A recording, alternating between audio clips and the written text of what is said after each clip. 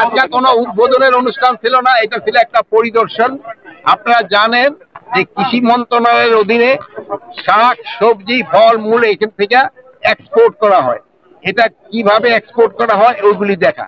আপনারা জানেন কিছুদিন আগে এনবিআর এর একটু সমস্যা ছিল, ওই সমস্যায় আমাদের কিছু পরিমাণ সবজি বিদেশে এক্সপোর্ট করতে আমাদের ডিফিকাল্ট হয়েছিল এবং কিছু ফলমূলও এক্সপোর্ট করতে আমাদের সমস্যা হয়েছিল।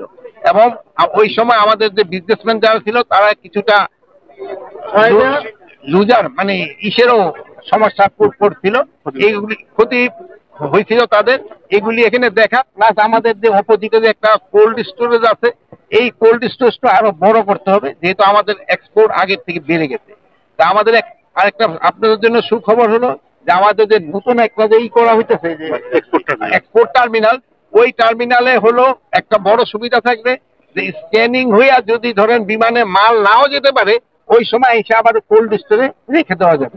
এখন কিন্তু যদি বিমানে মালটা লোড করা না যায়, ওভার হয়ে যায়, কিন্তু আমাদের ওখানে কোল্ড স্টোর নাই ওই ভিতরে। বাট নতুন টার্মিনালে এই প্রভিশনটা আছে, এটা হয়ে গেলে একটা সুবিধা হবে। আর আমরা প্লাস এই যে এখানে যেখানে পানের এখানে দেখবেন অন্যান্য সবজি, এখানেও আমরা একটা কোল্ড স্টোরটা আরো বড় করে দিতে চাচ্ছি, যেহেতু আমাদের শুধু একটা আইটেমের উপরেই থাকতে হবে না, আমরা বিভিন্ন আইটেম যেন আমরা এক্সপোর্ট করতে পারি এবং কিভাবে এটা বৃদ্ধি করা যায় এই জন্য চিন্তা ভাবনা করা হয়েছে। মাননীয় অ্যাডভাইজার, একটু অন্য বিষয়, সেটা হচ্ছে মালয়েশিয়া থেকে বেশ কয়েকজন জঙ্গিকে ধরা হয়েছে এবং ফেরত দেওয়া হয়েছে বাংলাদেশে, আমরা যতদূর জানি। কিন্তু আপনাদের বিভিন্ন পক্ষ থেকে কিংবা সরকার থেকে দাবি করা হয়েছে বাংলাদেশে কোনো জঙ্গি নেই।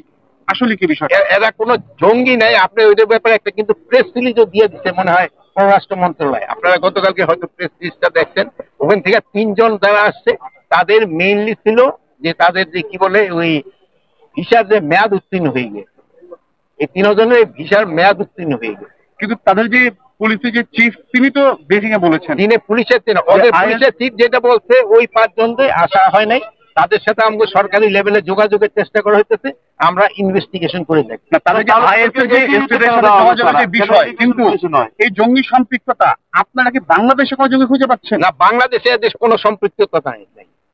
তার কিন্তু ওখানকার আইজিপি বলছেন যে তারা বাংলাদেশের আইএস ইউনিটের জন্য অর্থ সংগ্রহ করে। ওখানকার আইজিপি কি বলছে আমি জানি না। তো ওখানকে থেকে আমরা যেই মেসেজটা পেয়েছি অফিসিয়ালি লেভেলে, আমরা কোনো সরকারি লেভেলে মেসেজ পাইনি। আমরা এইভাবে বিভিন্ন মাধ্যমে আমরা যে মেসেজটা পেয়েছি ওইটার একটা কিন্তু প্রেস রিলিজ আমাদের পররাষ্ট্র মন্ত্রণালয় থেকে আপনাদের দেওয়া হয়েছে। তাহলে এটিইউতে কেন দেওয়া হলো, ইমিগ্রেশন পুলিশে কেন দেওয়া হলো না তাকে? ইমিগ্রেশনের থেকে তো এটিইউতে নেওয়া হয়েছে, অসুবিধা কি?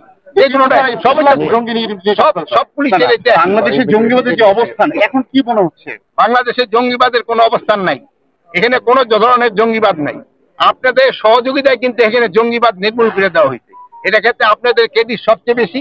আপনারা সবাই মানে কোনো ধরনের আপনারা এই যে গত 10 মাসে কোনো একটা ইনফরমেশন দিতে পারছেন জঙ্গিবাদের, যেহেতু নাই, আগে ছিল আপনারা দিচ্ছেন, এখন নাই আপনারা দেন না। মাননীয় অ্যাডভাইজার, এই যে বিবিধ দেশ থেকে যে কথাগুলো আসতেছে, এটাকে আপনি মনে করেন যে বাংলাদেশের উপর কোনো তকমা লাগানোর কিংবা কোনো ধরনের কি করার জন্য থ্রেট, কিংবা এখন বিভিন্ন দেশের থেকে হয়, এটা হয়তো পররাষ্ট্র মন্ত্রণালয় আপনাদের ভালো বলতে পারে।